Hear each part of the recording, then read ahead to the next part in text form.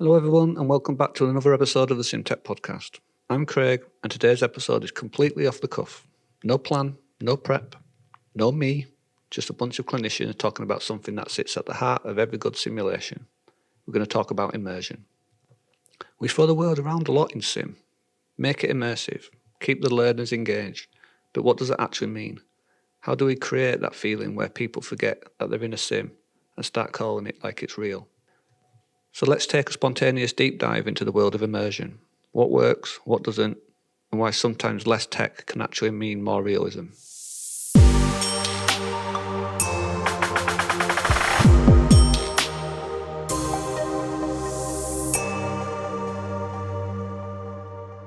So I'm John Lewandowski. I'm the Nursery for Simulation for County Durham, Bishop and Darlington. I'm here with a couple of my clinical colleagues. I'll let them introduce themselves. Hi, my name's Dr. Martha Lenihan and I am one of the clinical teaching fellows at Durham. Hi, and I'm Joe. I'm one of the other clinical teaching fellows at Durham. Okay, so we're here to talk today about immersion in the context of simulation. So, opening it up to you, really, what do we mean by immersion? I think immersion to me is when I forget everything else that's going on around me and I'm really in the moment and I'm there and I'm so focused on what's in front of me that I kind of forget about the outside world for a second. What about you, Joe? Yeah, I think it's sort of trying to get in the same headspace as you would be in that scenario, like if it was really happening. Is that easy, do you think? Depends. Okay. Yeah, I think there's a lot of different factors that play into it, isn't there? All right.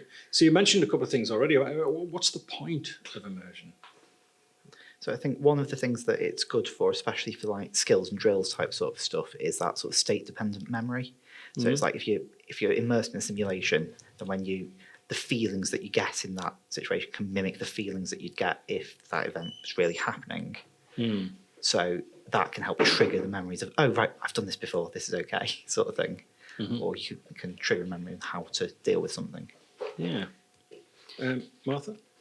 Yeah, at the end of the day, a lot of our training, until you are in that moment as a doctor, you've got to try and prepare for that moment as much as you can.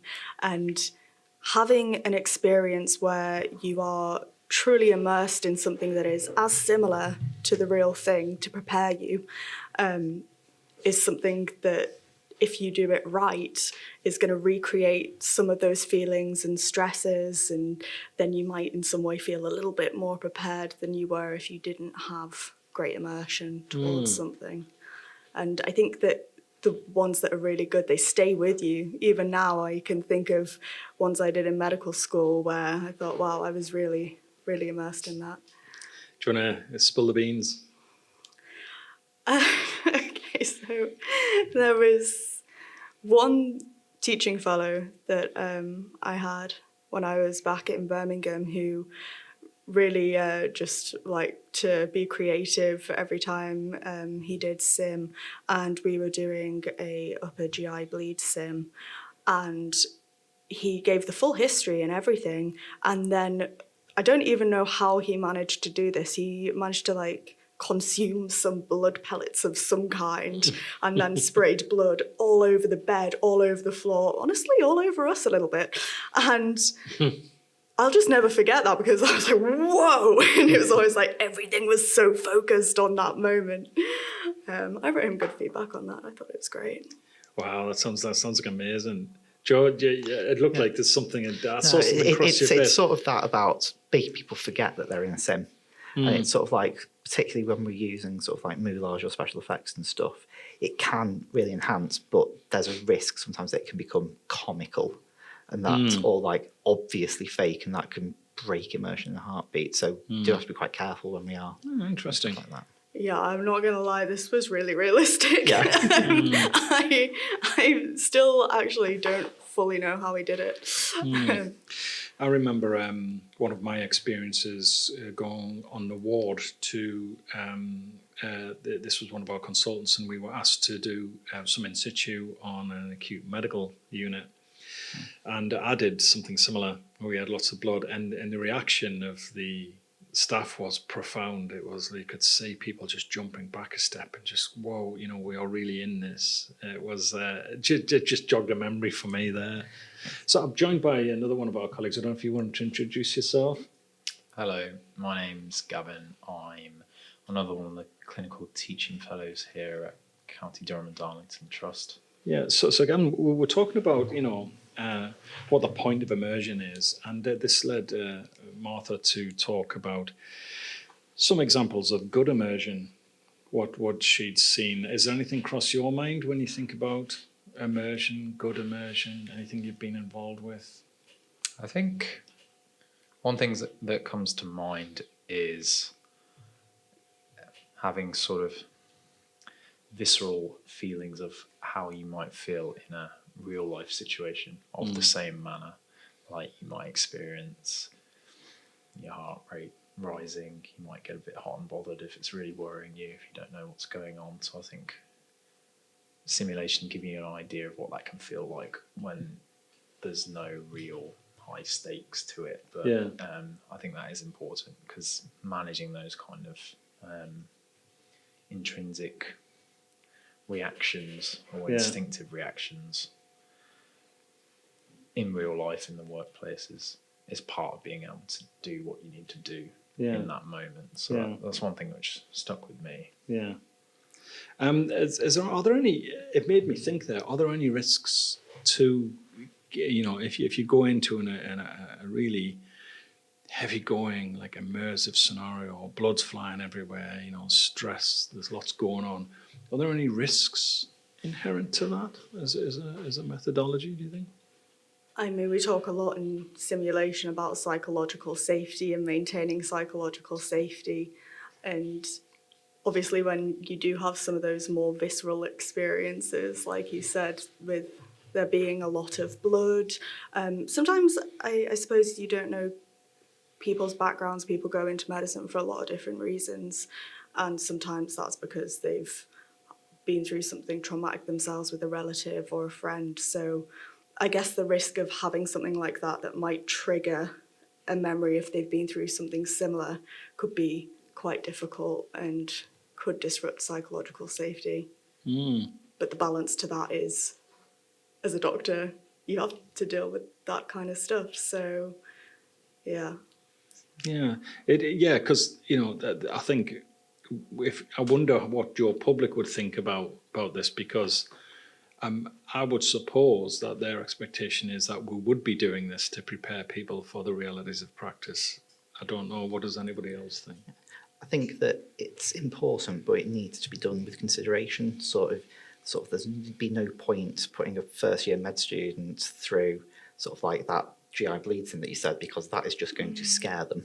Sort of like you need a bit of a graduated exposure to it over time, and you do need quite a kind of like emotionally intelligent person overseeing it to actually go, okay, that looks like they're getting a bit too into this, let's dial XYZ back, or even put a pause for a second and break that immersion to maintain that safety aspect of things. Safety important, Gavin? Yeah, I definitely think so. Yeah.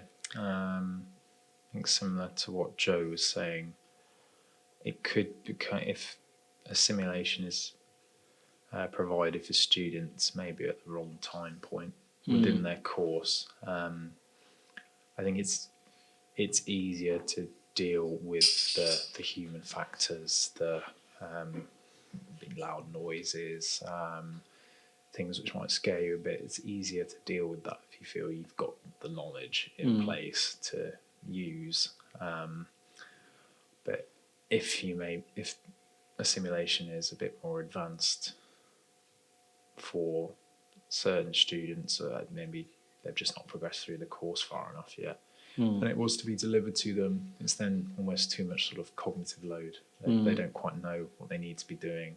It's all really big and scary and loud, and that could potentially worry people about things like that in the future, when it might be if you'd done it a bit further down the line.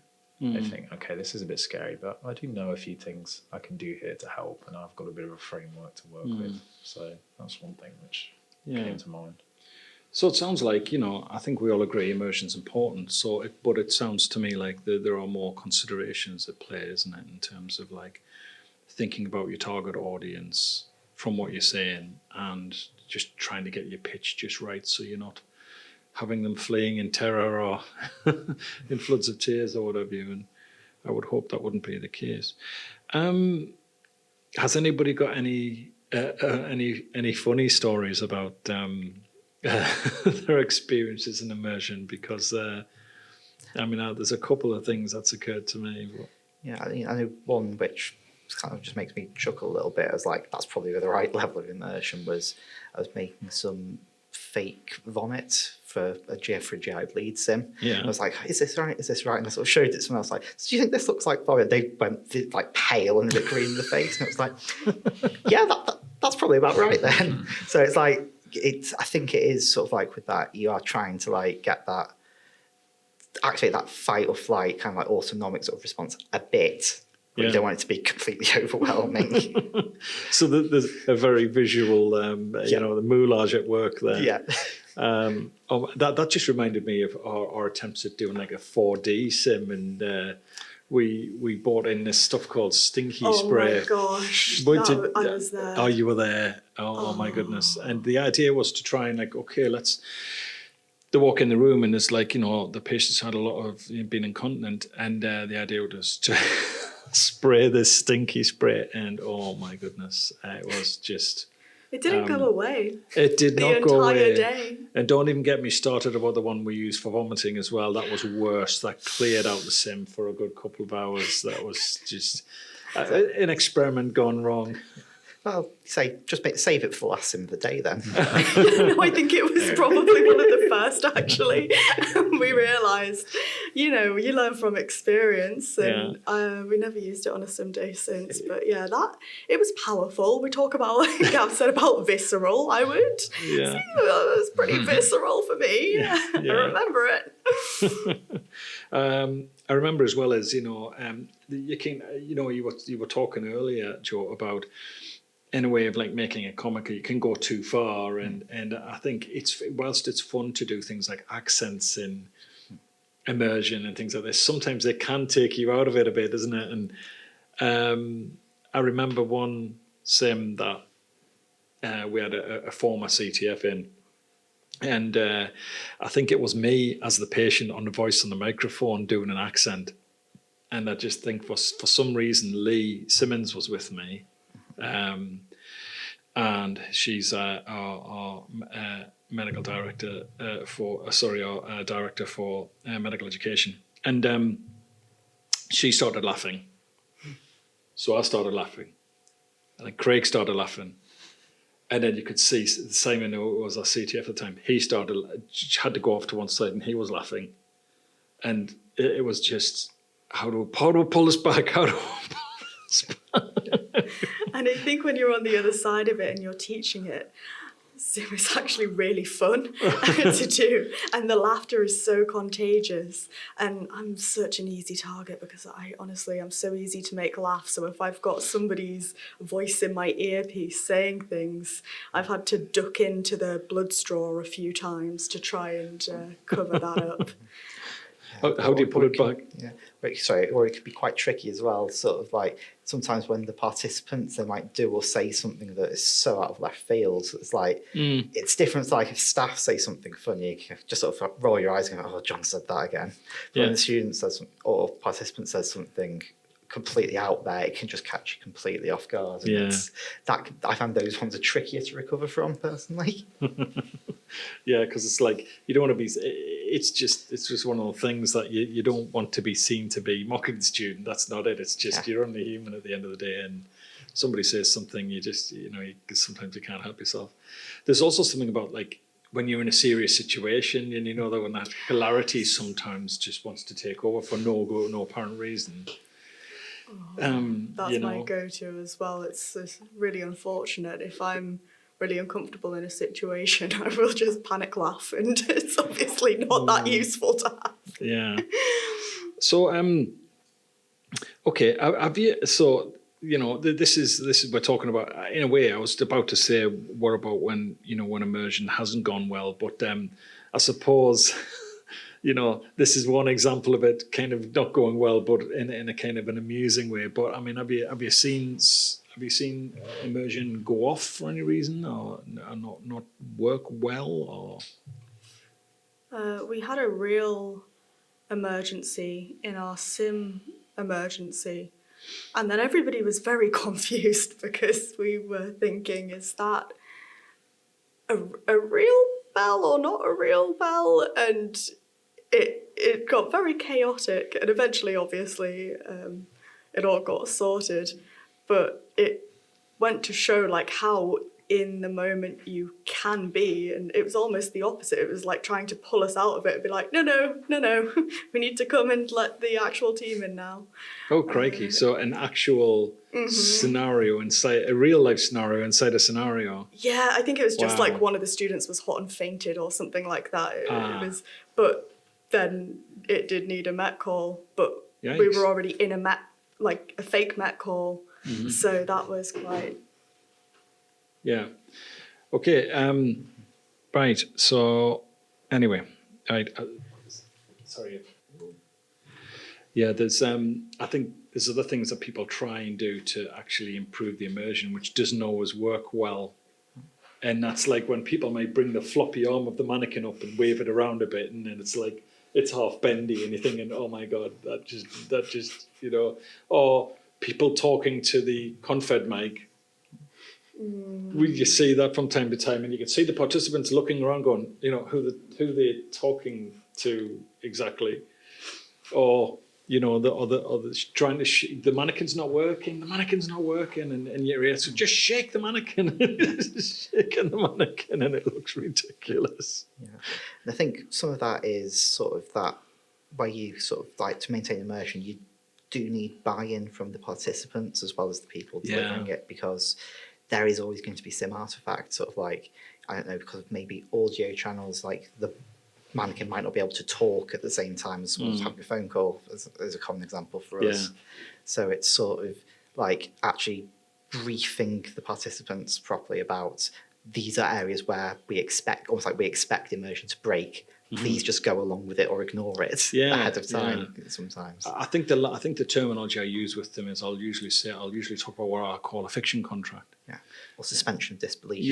Another way of putting it. That's right. Yeah, but you do see these cropping from time to time, and it's difficult to like kind of like just course correct in in the middle of it all. Or it's like, nurse, why are you ignoring me and listening to music? It's like, no, it's not part of the sim. Ignore it. I remember in one sim, it was a bad on call. I remember a student instructing me to take my earpiece out because they were trying to talk to me to take a history from me, I think they thought I was being a difficult nurse who was listening to the headphones, and the headphones there because I need to hear from my team about what I need to do next. It's like, The classic is on the Sim Man when he just lights up very blue, and he might have like blue LED lights on the side, and we're like, oh, what is that? And they're like, oh, he's sweating, and we're like, oh, okay.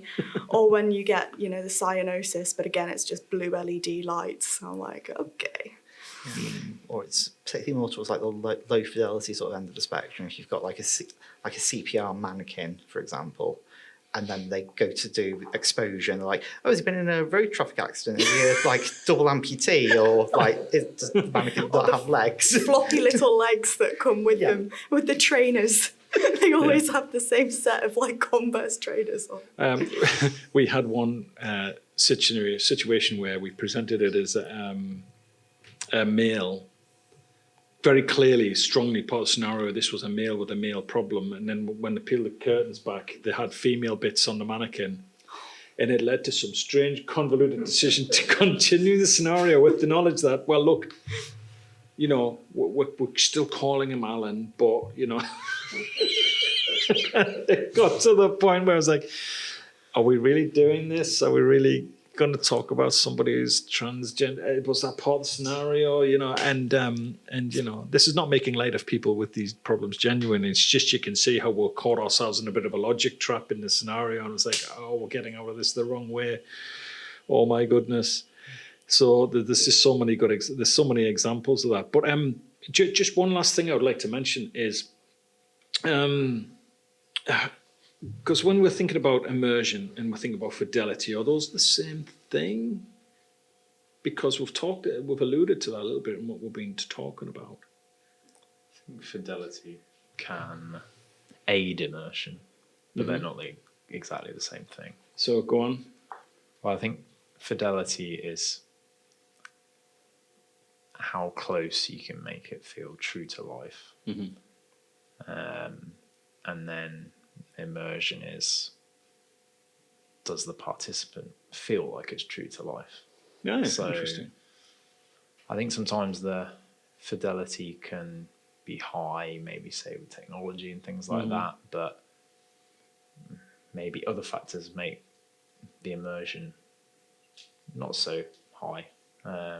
Maybe aspects of the case itself, or someone trying to tell you need to take your earpiece off, and things like that. So I don't think it's exactly the same. I think fidelity is how close it is to reality, but there's other things which can give immersion as well.